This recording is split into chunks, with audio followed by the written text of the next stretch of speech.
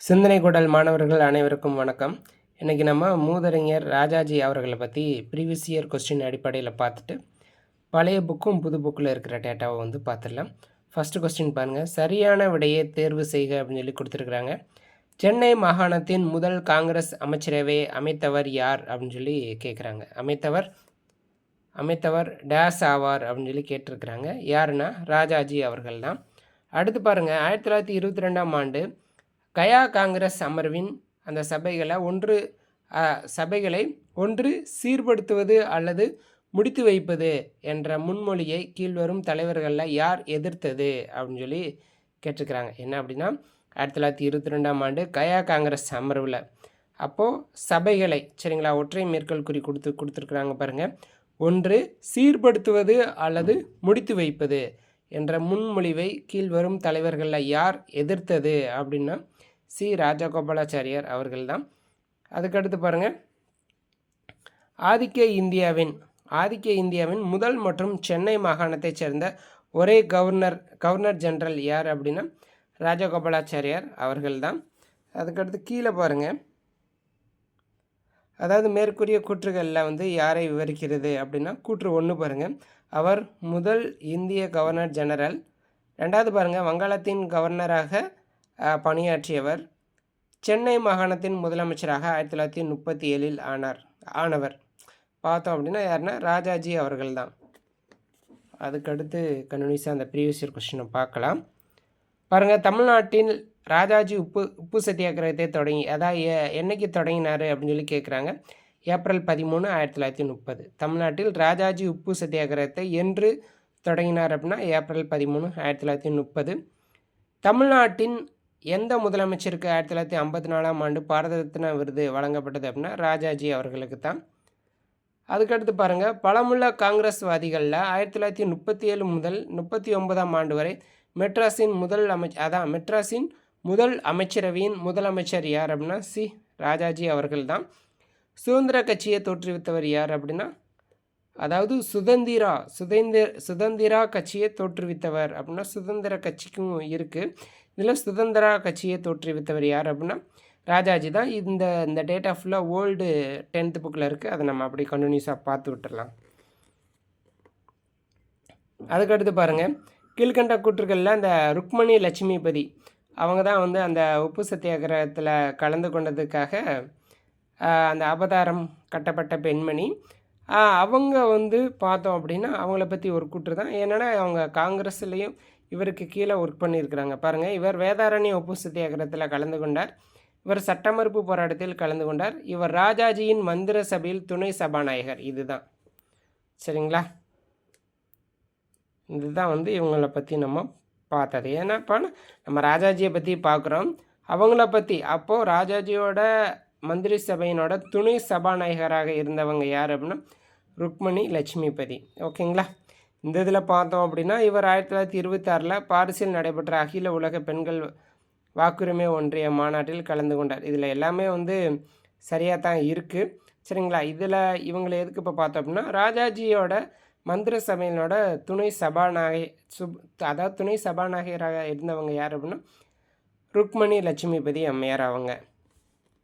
அதுக்கடுத்து பார்த்தோம் அப்படின்னா தமிழ்நாட்டில் ஒத்துழையாமை இயக்கத்திற்கு தலைமை தாங்கி நடத்தியவர் யாருன்னா ராஜாஜி அவர்கள் தான். அவ்வளோதான். இனி நம்ம அந்த ஸ்கூல் புக்கில் இருக்கிற ஓல்டு புக்லேயும் நியூ புக்கில் இருக்கிற டேட்டாவை பார்க்கலாம்.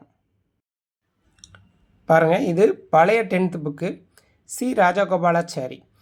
ராஜாஜி என்று புகழ்பெற்ற ராஜகோபாலாச்சாரி எப்போ பிறக்கிறாரு அப்படின்னா டிசம்பர் 10, 1878 சரிங்களா. எங்கே அப்படின்னா துரப்பள்ளி என்ற கிராமத்தில். இவர் வந்து ஒரு வக்கீல் சரிங்களா. சட்டம் பயின்று வழக்கறிஞராக சேலத்தில் தன் வாழ்க்கையை வந்து தொடங்கியிருக்கிறாங்க. இந்திய தேசிய காங்கிரஸில் உறுப்பினராக வந்து ஆயிருக்கிறாரு. 1906ஆம் ஆண்டு கல்கத்தாவில் நடைபெற்ற அந்த காங்கிரஸ் மாநாட்டில் வந்து கலந்துக்கிட்டுருக்கிறாரு. 1907ஆம் ஆண்டு சூரத் மாநாட்டிலையும் கலந்துருக்கிறாரு. இவர் வந்து யாருன்னா காந்தியினோட தீவிர ஆதரவாளர் அப்படின்னு சொல்லி சொல்கிறாங்க. 1930ஆம் ஆண்டு இந்த வேதாரண்ய சத்தியாகிரகத்தை இப்போ நம்ம பார்த்தோம் இல்லையா, 1930 ஏப்ரல் 13 இவர் தலைமையில் தான் வந்து தொடங்கியிருக்கிறாங்க. 1930ஆம் ஆண்டு அந்த வேதாரண்ய சத்தியாகிரகத்தை தலைமையேற்று நடத்தினார். தமது தலைமையில் திருச்சியிலிருந்து, இதுதான் முக்கியமானது, திருச்சியிலிருந்து எத்தனை தொண்டர்கள் பார்த்தோம்னா 100 தொண்டர்களுடன் அந்த வேதாரண்யத்துக்கு பயணம் மேற்கொண்டு அந்த உப்பு காட்சி உப்பு சட்டங்களை வந்து மீறியிருக்கிறாரு. அந்த டேட்டு ரொம்ப முக்கியம். ஏப்ரல் 13, 1930 ஒரு ப்ரீவியஸ் இயர் கொஸ்டினில் நம்ம பார்த்துட்டோம். பாருங்கள், 1937ஆம் ஆண்டு நடைபெற்ற மாநில தேர்தலில் போட்டியிட்டு சென்னை மாகாண முதலமைச்சர் ஆனார். இதையும் வந்து நம்ம அந்த ப்ரீவியஸ் இயர் கொஸ்டினில் பார்த்துட்டோம். இது இப்போ நம்ம பார்க்குறது எல்லாமே பழைய 10th புக்கு, சரிங்களா? அதாவது 2015-14 இருந்த 10th புக்கு. அடுத்து பாருங்கள், தனது ஆட்சி காலத்தில் மது விலக்கை வந்து அமல்படுத்துகிறாங்க. ஆதி திராவிடர் மற்றும் இந்த தாழ்த்தப்பட்ட மகளிர் நலனை, சரிங்களா, தாழ்த்தப்பட்ட மக்களின் நலனை வந்து மேம்படுத்த பல்வேறு சட்டங்களை வந்து கொண்டு வந்தார். இந்தி மொழியை வந்து கட்டாய பாடமாக பள்ளிகளில் வந்து அறிமுகப்படுத்துகிறாங்க, சரிங்களா? இவர் வந்து 37ல் ஆட்சிக்கு வர்றாரு. ஆட்சிக்கு வரும்போது என்ன பண்ணுறாங்க அப்படின்னா, இந்தியை வந்து ஒரு கட்டாய பாடமாக ஆக்கணும் அப்படின்னு சொல்லிட்டு முடிவு பண்ணுறாங்க. அதுக்கு வந்து நம்ம தலைவர்கள்லாம் வந்து நிறைய எதிர்ப்பு தெரிவிக்கிறாங்க. அதில் பார்த்தோம் அப்படின்னா பெரியார், அதாவது நம்ம பெரியார் ஈவே ராமசாமி தலைமையில் இந்தி எதிர்ப்பு போராட்டம் வந்து தீவிரமடைந்தது, சரிங்களா? இந்தி வேணாம் அப்படின்னு சொல்லிட்டு யார் தலைமையில் அப்படின்னு சொல்லி பார்த்தோம்னா பெரியார் ஈவே ராமசாமி அவர்களோட தலைமையில் அந்த இந்தி எதிர்ப்பு போராட்டம் தீவிரமடைந்ததுன்றாங்க. 2ஆம் உலகப் போர், அதாவது 2ஆம் உலகப் போரின் போது ஆங்கில அரசு இந்திய தலைவர்களை கலந்தோசிக்காமல் இந்தியாவை வந்து போரில் ஈடுபடுத்தது, அந்த போரில் வந்து அவங்கள கூப்பிட்டுக்கிருச்சு, சரிங்களா?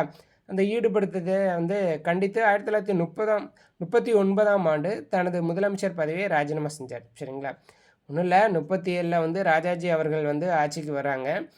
39ல் 2ஆம் உலகப் போர் வந்து தொடங்கிடுது, சரிங்களா? அப்போ என்ன அப்படின்னா, பிரிட்டிஷ் வந்து அங்கே பிரிட்டன்லேருந்து மக்களை, அவங்களோட வீரர்களை கூட்டு வந்து போர் செய்கிறதுக்கு வந்து நாட்கள் ஆயிரும் அப்படின்னு சொல்லிட்டு நம்ம இந்திய மக்களவே வந்து போருக்கு வந்து பயன்படுத்துகிறாங்க.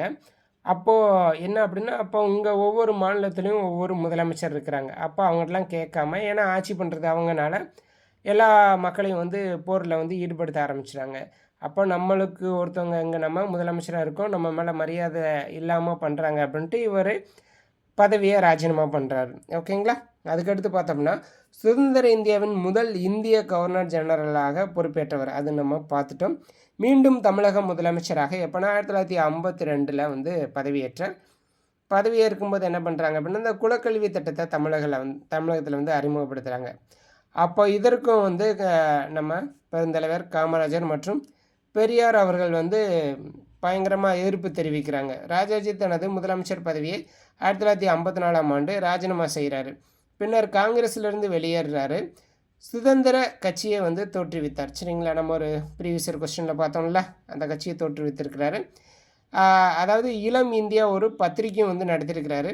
அடுத்து பாருங்கள், சக்கரவர்த்தி திருமகன் அப்படின்னா அது ராமாயணம், வியாசர் விருந்து, மகாபாரதம் போன்ற இவர் எழுதிய உரைநடை நூல்கள் அப்படின்றாங்க. இவர் வந்து கீதை மற்றும் உபநிடதங்களுக்கு வந்து உரை எழுதியிருக்கிறாங்க. 1955ஆம் ஆண்டு இவருக்கு பாரத ரத்னா விருது வழங்கப்பட்டது அப்படின்னு சொல்லி கொடுத்துருக்குறாங்க. ஆனால் நம்ம ப்ரீவியஸ் இயர் கொஸ்டினில் 1954ன்னு இருக்குது, ஓகேங்களா? இவர் டிசம்பர் 25, 1972ஆம் ஆண்டு காலமானார். இவருடைய அரசியல் தந்திர செயல்களால் சாணக்கியர் என போற்றப்படுகிறார். அப்படி நம்ம இப்போ இருக்கிற 10th நியூ புக்லேயும் கொஞ்சம் டேட்டா இருக்குது, அதையும் பார்த்து விட்ருவோம். பாருங்கள், 1935ல் இந்திய அரசாங்க சட்டம் வந்து இந்த மாநில சுயாட்சிக்கு வழிவகுத்தது அப்படின்றாங்க. 1935 இந்திய அரசு சட்டம். இதிலிருந்து தான் வந்து அரசியலமைப்பு அந்த செயல்பாடுகளுக்கு நிறையா விஷயங்கள் வந்து எடுத்திருப்போம். அதை நம்ம பாலிட்டி பார்க்கும்போது பார்க்கலாம். பாருங்கள், 1937ஆம் ஆண்டு தேர்தலில் காங்கிரஸ் வெற்றி பெற்றது. இதில் நீதி கட்சி வந்து படுதோல்வி அடைந்தது. அதுக்கப்புறம் அவ்வளோதான், நீதி கட்சி மேலே எழும்பவே இல்லை, சரிங்களா? அதுக்கப்புறம் என்னென்னா, அதுக்கப்புறம் ஜெயிலில் இருந்த நம்ம பெரியார் அவர்கள் நீதி கட்சியினோட தலைவராக தேர்ந்தெடுக்கப்பட்டு 44ல் அதை அவங்களோட அந்த கட்சியை வந்து இணைச்சிட்டாங்க. அடுத்து பார்க்கலாம், இப்போ நம்ம ராஜாஜியை பற்றி பார்க்கலாம். ராஜாஜி முதல் காங்கிரஸ் அமைச்சரவையை வந்து அமைத்தார். மதுவிலக்கை வந்து பரிசோதனை முயற்சியாக சேலத்தில் வந்து அறிமுகம் செய்தார். ஏன்னா நம்ம அந்த இப்போ ஓல்டு புக்கில் நம்ம பார்த்தோம். இதன் மூலம் ஏற்படும் அந்த வருவாய் இழப்பை ஈடு செய்ய விற்பனை வரியை, சரிங்களா, விற்பனை வரியை வந்து அறிமுகப்படுத்துகிறாரு. அதே போல் அந்த ஒடுக்கப்பட்டவர்களுக்கு வந்து அங்கே நம்ம பார்த்தோமா, அதே தான் அங்கே கொடுத்துருக்குறாங்க. சமூக தளத்தில் ஒடுக்கப்பட்டவர்களுக்கு கோவில்களை வந்து திறந்து வைத்தார், சரிங்களா. அதுக்கடுத்து டி பிரகாசம் மேற்கொண்ட முயற்சியினால் ஜமீன்தார்களின் பகுதிகளைச் சேர்ந்த அந்த குத்தகைக்காரர்களின் நிலை குறித்து விசாரணை செய்ய விசாரணை குழு ஒன்று அமைக்கப்பட்டது. சரிங்களா. இப்போ யார் மேற்கொண்ட முயற்சி அப்படின்னா டி பிரகாசம் அவர்கள் மேற்கொண்ட முயற்சியின் காரணமாக. இருந்த போதிலும் இந்த கிராமப்புற கடன் பிரச்சனைகளை தீர்ப்பதற்காக கடன் சமரச வாரியங்கள் அமைக்கப்பட்டதே தவிர வேறு எந்த நடவடிக்கையும் மேற்கொள்ளலைன்றாங்க. தேர்ந்தெடுக்கப்பட்ட இந்திய அமைச்சரவையை கலந்தோசிக்காமல், அது நம்ம ஆல்ரெடி முன்னாடியே பார்த்துட்டோம். ஆங்கிலேய அரசு இந்தியாவை 2ஆம் உலகப் போரில் ஈடுபடுத்தியதால் காங்கிரஸ் அமைச்சரவையை இவர் ராஜினாமா செஞ்சாங்க அப்படின்றாங்க. அதுக்கடுத்து இந்திய எதிர்ப்பு போராட்டம் இதில் கம்மியாக தான் இருக்குது, அதுலேயே கொஞ்சம் நிறையா டீட்டெயிலாக தான் இருந்துச்சு. பாருங்கள், பள்ளிகளில் இந்தி மொழி கட்டாய பாடமாக அறிமுகம் செய்யப்பட்டது. இது ராஜாஜியால் மேற்கொள்ளப்பட்ட ஒரு சர்ச்சைக்குரிய நடவடிக்கை அப்படின்றாங்க. தமிழ் மொழிக்கும் பண்பாட்டிற்கும் தீங்கு விளைவிக்க ஆரிய வட இந்தியர்களால் சுமத்தப்பட்ட ஏற்பாடாக இது கருதப்பட்டதால் மக்களிடையே பெரும் மனக்கசப்பை ஏற்படுத்தியதுன்றாங்க.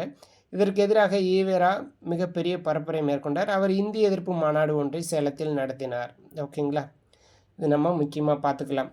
பெரியார் அவர்கள் இந்திய எதிர்ப்பு மாநாடை எங்கே நடத்தினாங்க அப்படின்னா சேலத்தில். உறுதியான செயல்பாட்டிற்கான திட்டத்தை இம்மாநாடு வடிவமைத்தது. இந்திய எதிர்ப்பு ஒடுக்கப்பட்டோர் கூட்டமைப்பும் முஸ்லீம் லீக்கும் ஆதரவளிச்சிருக்கிறாங்க. சரிங்களா. இந்திய எதிர்ப்பு போராட்டத்திற்கு என்ன அப்படின்னா இந்த ஒடுக்கப்பட்டோர் கூட்டமைப்பும் முஸ்லீம் லீக்கும் ஆதரவளிச்சிருக்கிறாங்க. தாளமுத்து மற்றும் நடராஜன் எனும் 2 ஆர்வமிக்க போராட்டக்காரர்கள் சிறையில் மரணம் அடைந்திருக்கிறாங்க. சரிங்களா. என்ன போராட்டம் அப்படின்னா இந்திய எதிர்ப்புனால 2 சுதந்திர போராட்ட வீரர்கள் இறந்துருக்கிறாங்க. யாருன்னா தாளமுத்து மற்றும் நடராஜன் அவர்கள். ஓகேங்களா. அதுக்கடுத்து பார்த்தோம் அப்படின்னா திருச்சியிலிருந்து சென்னைக்கு ஊர்வலம் ஒன்று திட்டமிட்டிருக்கிறாங்க. பெரியார் உட்பட 1200 போராட்டக்காரர்கள் கைது செய்யப்படுறாங்க. காங்கிரஸ் அரசு பதவி விலகியதை தொடர்ந்து நிர்வாகத்தை கைக்கொண்ட சென்னை மாகாண ஆளுநர் இந்தி பாடம் கட்டாய பாடம் என்பதை நீக்கினார். அப்போது ராஜாஜி அவர்கள் காங்கிரஸை விட்டு விலகி என்னென்னா சுதந்திர கட்சி, அதான் 1959 தான் நிறுவுறாங்க. நம்மளுக்கு ப்ரீவியஸ் இயர் கொஸ்டினில் எப்படி கேட்டிருந்தாங்கன்னா சுதந்திரா கட்சி அப்படின்னு சொல்லி கேட்டிருந்தாங்க. அப்போது சுதந்திர கட்சியை 1959 நிறுவுறாரு. சரிங்களா. அந்த கட்சியினோட கொள்கை பார்த்தோம் அப்படின்னா பாருங்கள், தனிநபரோட சுதந்திரம், தாராளமய பொருளாதாரம், அரசின் தலையீடு குறைத்தல், இதெல்லாம் அவங்க கொள்கையாக வச்சுருக்கிறாங்க. அதில் இந்த சுதந்திர கட்சியில் முக்கிய பங்காற்றியவர்கள் அப்படின்னு சொல்லி பார்த்தோம் அப்படின்னா என்ஜி ரங்கா, மினு மசானி, கேஎம் முன்ஷி, இவங்கெல்லாம் அதில் முக்கிய பங்காற்றியவங்க. அதாவது இந்தியாவினோட மிக உயரிய விருதான அந்த குடிமகன் விருதான பாரத ரத்னா 1954 தான் தொடங்குறாங்க. அதே ஆண்டில் யார் கொடுத்துருக்காங்கன்னா ராஜாஜி, சர்வப்பள்ளி ராதாகிருஷ்ணன், சர் சி.வி. ராமன் அவர்களுக்கு கொடுத்துருக்குறாங்க. அதில் நம்ம பழைய புக்கில் 1955ன்னு சொல்லி கொடுத்துருப்பாங்க. 1954 தான். நன்றி.